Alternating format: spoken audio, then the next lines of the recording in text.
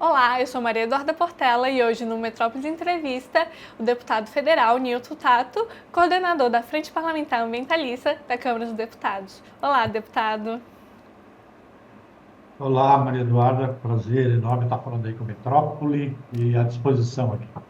Obrigada, deputado. Hoje vamos falar de um assunto que está impactando todo o Brasil, né? Que são esses incêndios florestais. Aqui em Brasília, tivemos um incêndio no Parque Nacional de Brasília, que inclusive está em andamento e o ICMBio e os bombeiros estão combatendo.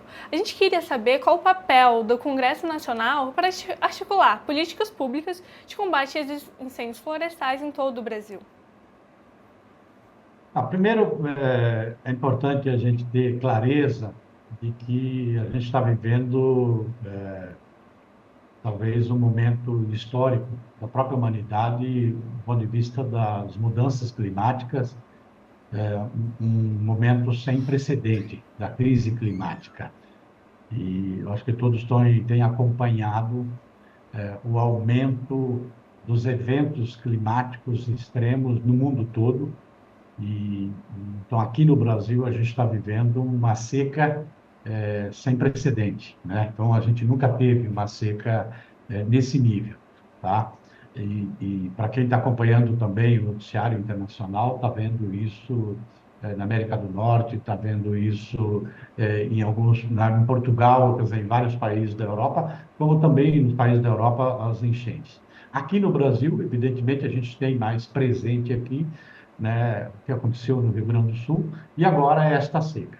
Esta seca, e aí, evidentemente, ela cria um ambiente que pode propagar, né, uma quantidade de incêndios que a gente está vendo no Brasil, pelo menos em 60% do território brasileiro, atingindo praticamente quase todos os biomas, tá?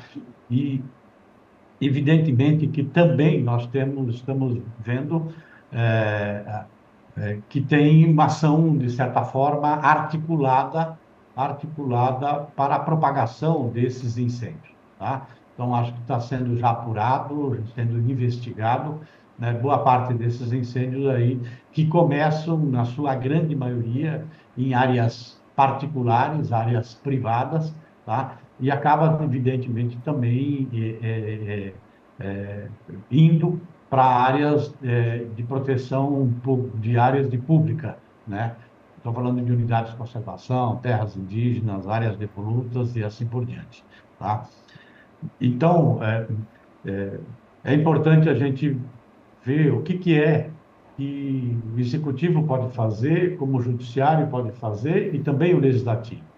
Então, ao mesmo tempo que a gente vê um conjunto de ações sendo coordenadas por parte do executivo, tá? Que, de certa forma, já se organizou desde o ano passado para poder enfrentar aquilo que estava previsto, né, desta seca grande, tá?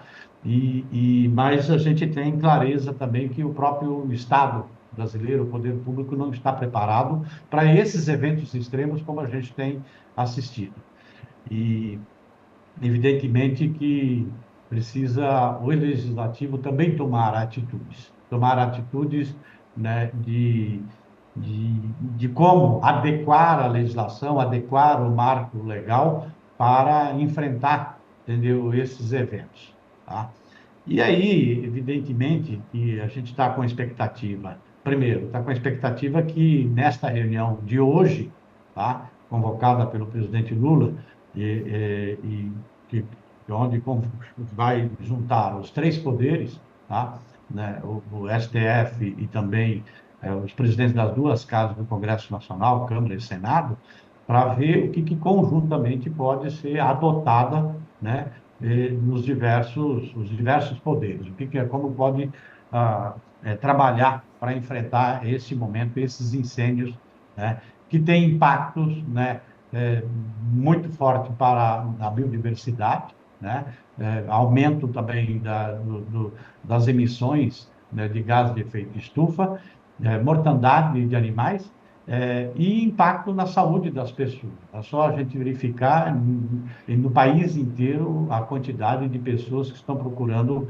né, os hospitais com problemas respiratórios, tá? Então, tem consequências graves em todos os sentidos. Para a biodiversidade, para a floresta, para o próprio aquecimento global e também para o orçamento público para a saúde das pessoas. O que a Câmara pode fazer? O que o Senado pode fazer? Tá? Primeiro, né, parar, né, e arquivar, na verdade, projetos de leis que vão no sentido contrário daquilo que o Brasil precisa fazer, do ponto de vista daquilo que o Brasil precisa fazer, a sua parte. A sua parte do ponto de vista do enfrentamento da crise climática, de diminuir as emissões. E aí eu vou citar, entendeu, alguns projetos de leis, entendeu, que estão tramitando na Câmara e no Senado, tá, que precisam ser arquivados, tá, para depois a gente falar de projetos daquilo que precisa a Câmara fazer enquanto papel dela também, né, do ponto de vista da agenda positiva, tá? Primeiro, nós aprovamos na Câmara, né, na Comissão de Justiça, né, e aí nós entramos já com requerimento para ir para o plenário, que é um projeto de lei que praticamente acaba com a vegetação nativa não florestal. Este projeto tem o potencial, tá, de destruir, entendeu, os campos sulinos, boa parte do Pantanal, parte da Mata Atlântica e parte da Amazônia, tá, em diversos biomas e também do Cerrado.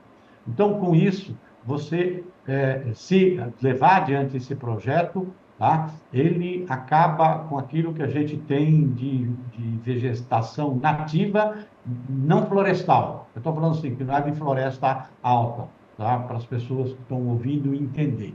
Tá? A origem desse projeto era um projeto que mudava a legislação especificamente nos campos de altitude no Rio Grande do Sul, mas na Câmara, na Comissão de Justiça, fizeram uma mudança que praticamente acaba com a vegetação nativa não florestal.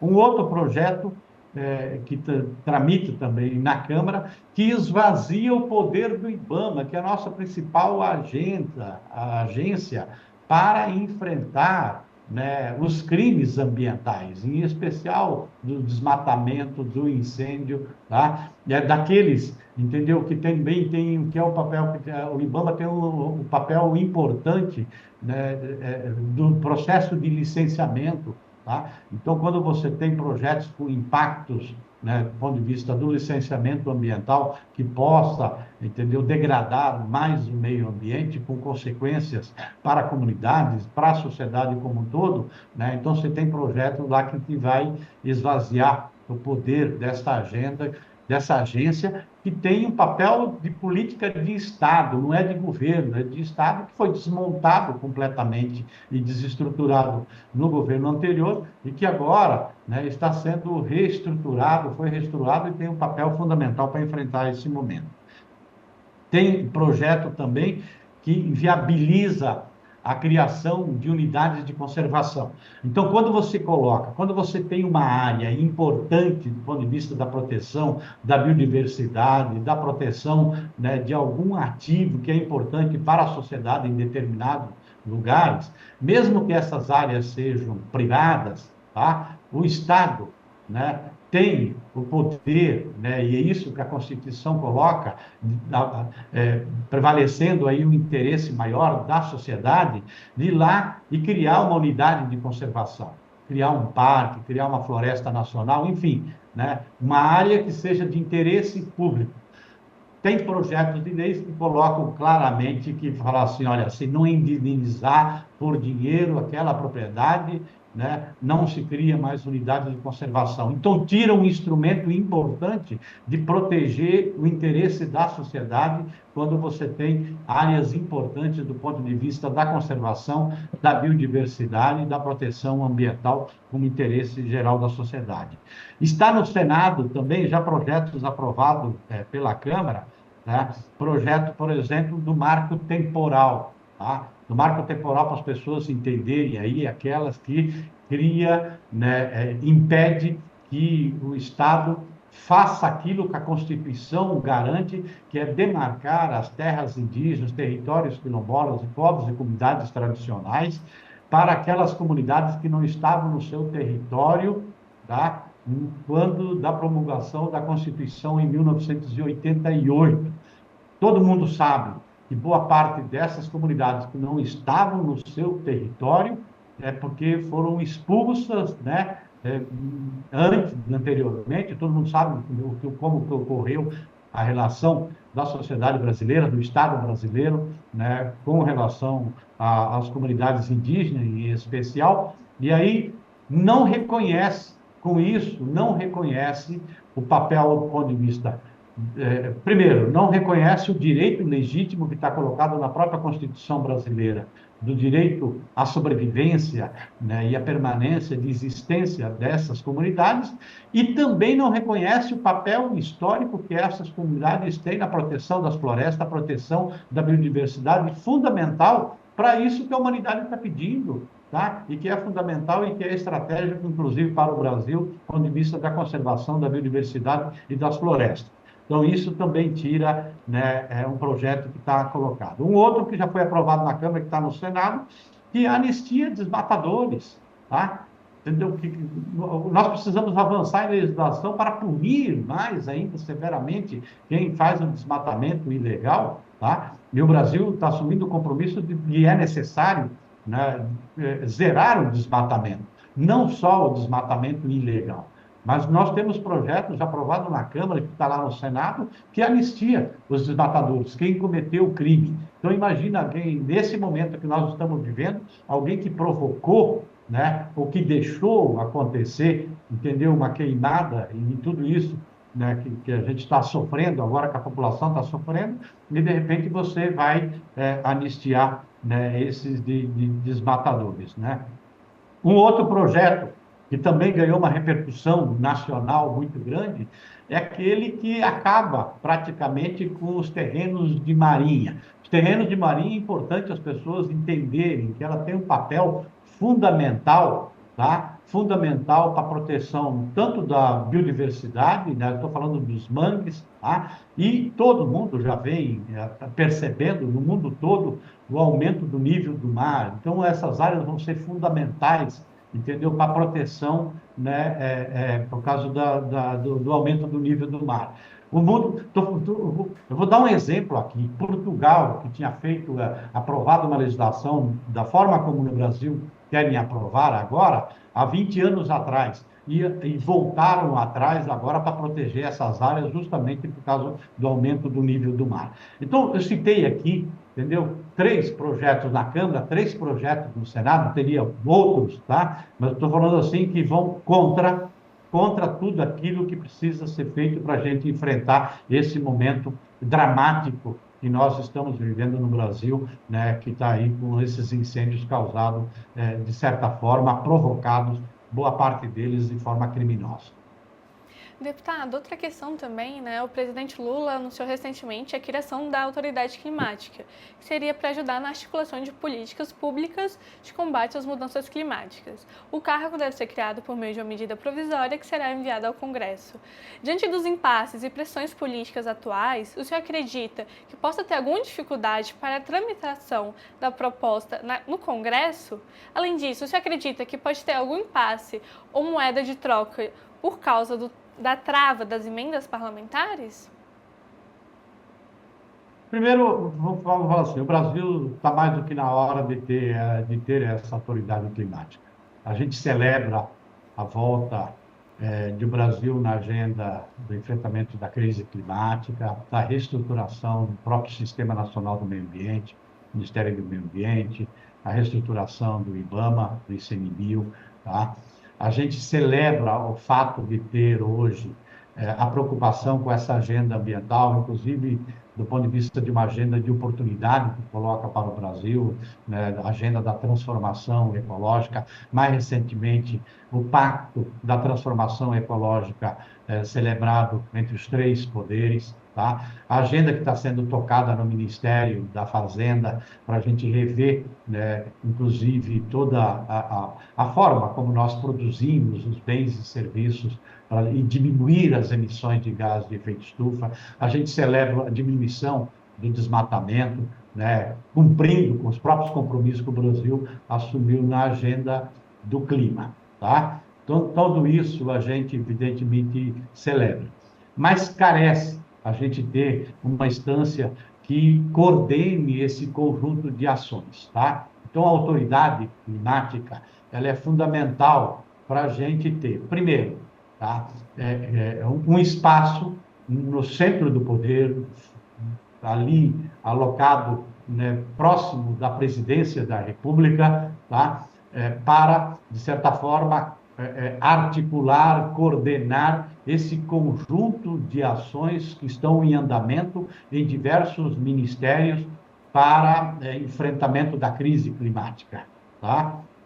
E agendas que são estratégicas, agenda que faça com que o conjunto do governo, né, e articulando, né, os entes federativos, governo de estado, as prefeituras, dentro desta agenda que para o Brasil, volto a dizer, é uma agenda de oportunidade, da transição energética, enfim, né, de como que a gente vai pensar estrategicamente o Brasil como enfrentar a crise climática, mas ao mesmo tempo agregar valor naquilo que o Brasil produz, né? E ao mesmo tempo diminuir as emissões de gás de efeito estufa em todas as cadeias produtivas, em especial, evidentemente, aquelas que têm a ver com o uso do solo na agropecuária, na mineração, que é onde, né, que é o uso do solo a maior parte das emissões do Brasil. O outro aspecto dessa autoridade climática é aquilo que chegou mais cedo, aquilo que a ciência já estava alertando, tá? Então, aquilo que a gente está, todo mundo está acompanhando aí, o que os cientistas estão falando, olha, os eventos climáticos que a gente está vivendo agora, nesse momento, esses eventos extremos, tá? A previsão é que poderia acontecer daqui 10, 15, 20, 30 anos, e a gente já está vivendo nesse momento. E esses eventos vieram para ficar, né? Por mais que o mundo todo diminua as emissões, né? Até você mudar novamente o clima, diminuir a temperatura do planeta, vai um tempo. Portanto, esses eventos, como a gente está assistindo agora, esses incêndios, né? Ou as grandes inundações, elas vão continuar acontecendo, cada vez mais com frequência maior, com maior intensidade, tá?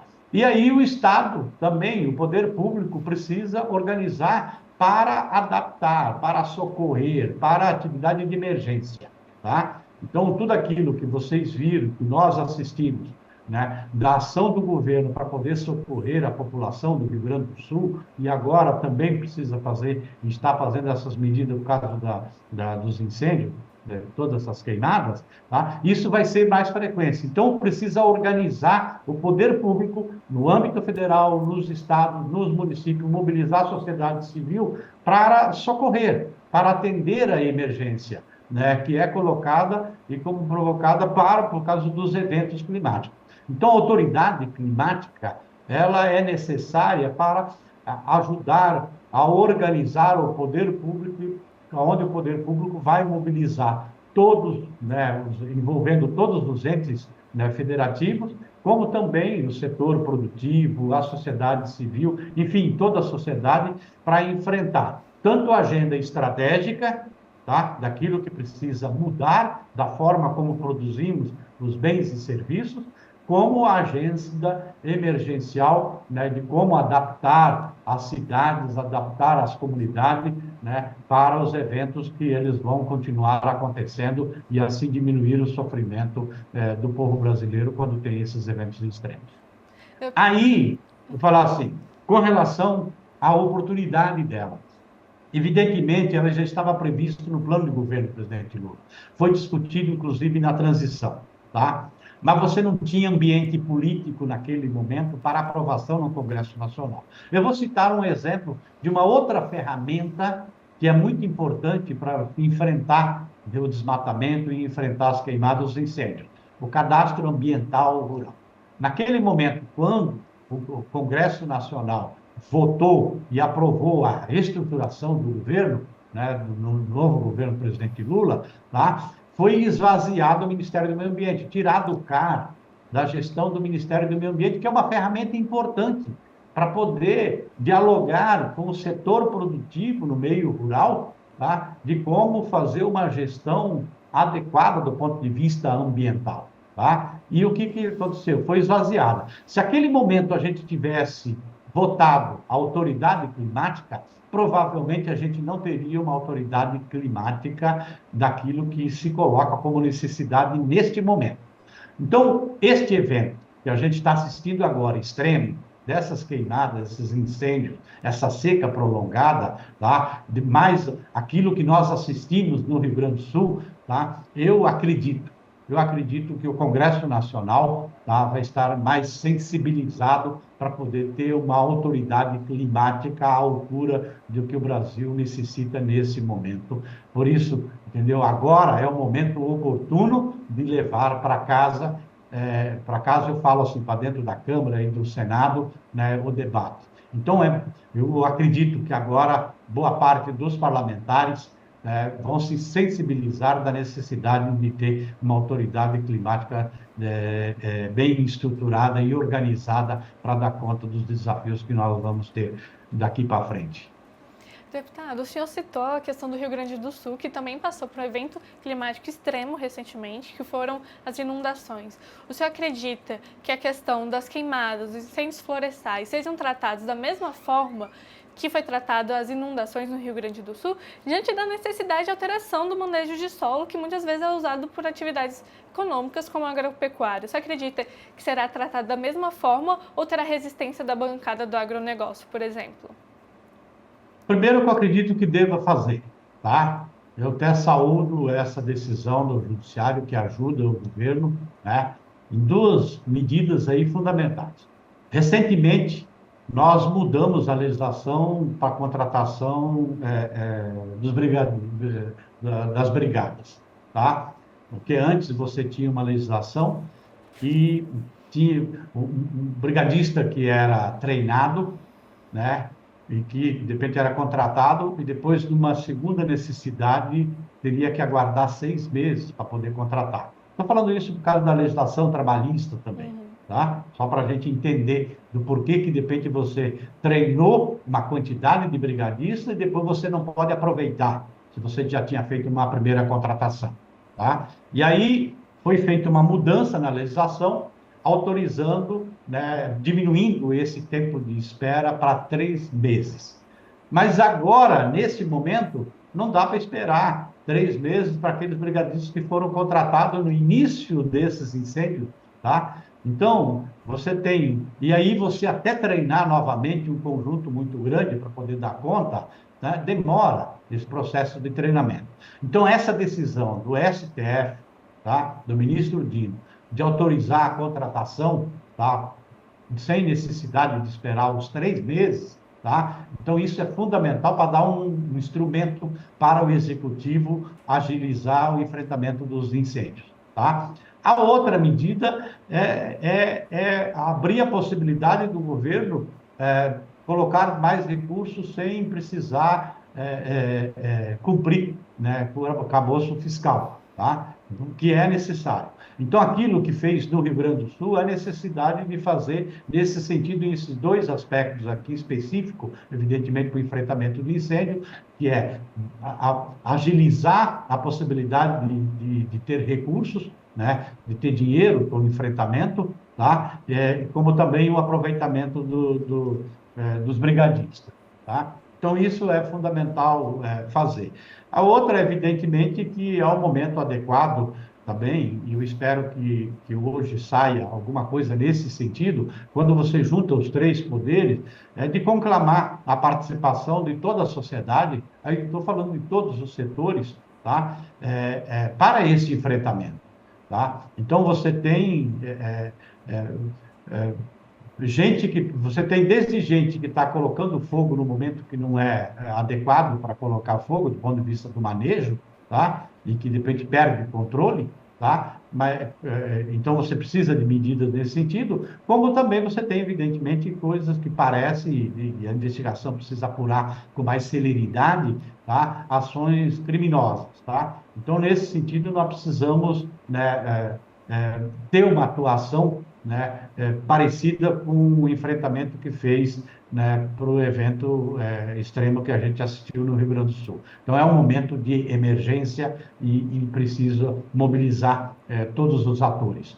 poder público e a sociedade.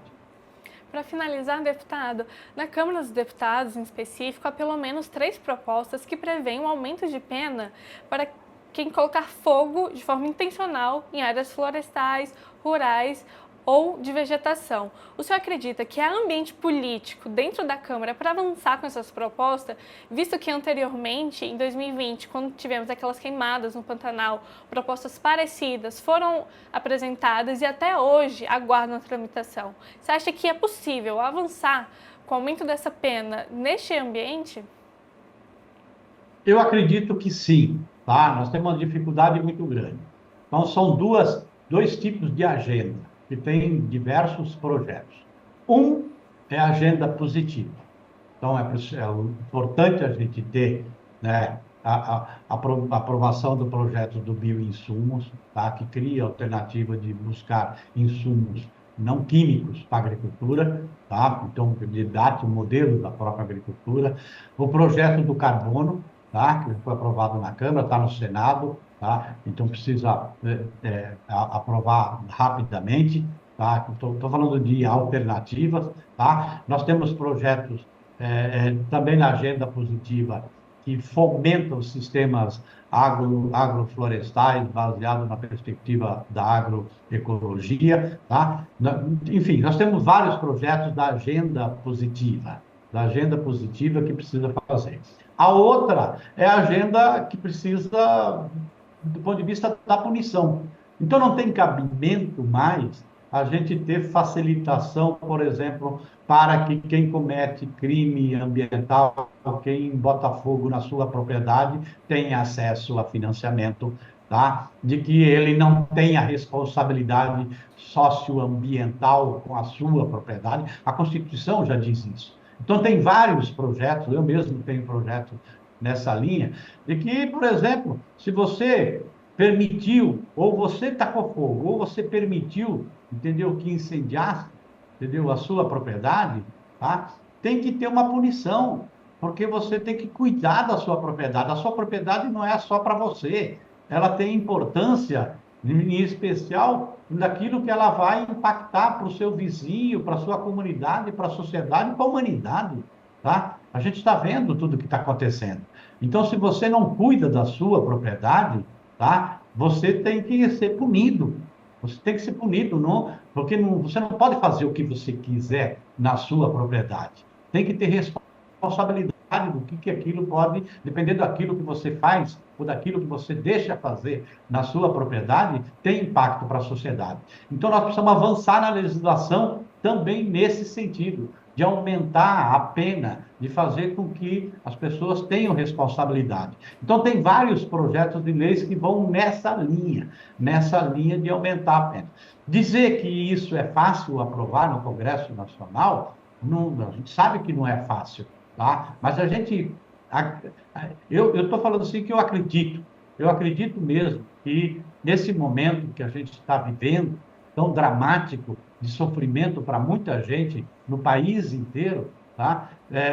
Possa se sensibilizar, né, boa parte dos parlamentares que, de certa forma, vem demonstrando uma atitude negacionista na prática dentro do Congresso Nacional. E aí preciso mudar essa atitude para o bem do país, para o bem da humanidade, tá? E eu acho que cada vez mais nós precisamos cobrar do conjunto dos parlamentares. Nós, como Frente Ambientalista, a gente tem alertado, nós fizemos recentemente uma lista de projetos que não devem seguir adiante, tá? Como também uma lista de projetos que devem seguir adiante, como agenda, inclusive, eu volto a dizer, como agenda de oportunidade para o Brasil, como agenda de oportunidade, inclusive, para o setor produtivo da própria agropecuária, tá? O mundo todo está cobrando. E daqui a pouco a gente perde mercado no mundo para exportar os produtos da agropecuária brasileira, da mineração e assim por diante,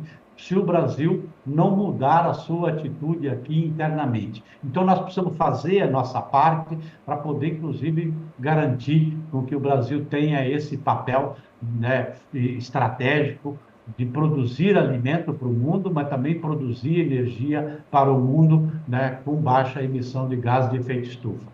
Então, são agendas, tá, de dois tipos de agenda. Uma que deve parar, que não deve seguir adiante, e outra que a gente precisa avançar para poder colocar e preparar o Brasil para enfrentar esses desafios da crise climática, mas dentro de uma perspectiva de uma agenda de oportunidade que coloca. E eu acredito, então, que agora a Câmara e o Senado, né, nesse momento, esteja mais sensível para poder entender esse momento que a gente está vivendo.